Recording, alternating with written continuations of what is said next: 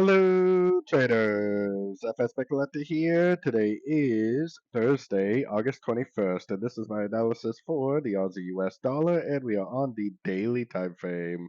So on the daily time frame, I have my Fibonacci extension on this wave down, projected off the top of this wave, because this should be the best areas for support and resist, or support because we're going down.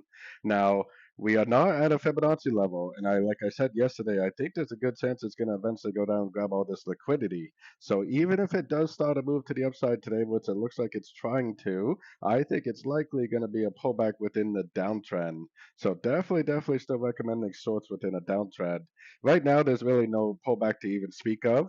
If and when it does break structure, which it definitely doesn't have to, but if it does break structure on the 1 hour time frame to the upside, the first thing I would do is sell my Fibonacci retracement on the whole move down, and I would continue to look for shorts, but I would look for shorts at the end of three-way pullbacks, Fibonacci bounces, and then golfing moves to the downside.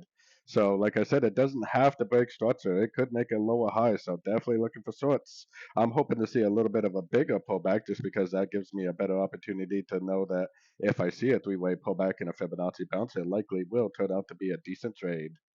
So anyways, don't forget to check out my website linked over here in the corner. And as always, thank you for watching and happy trading.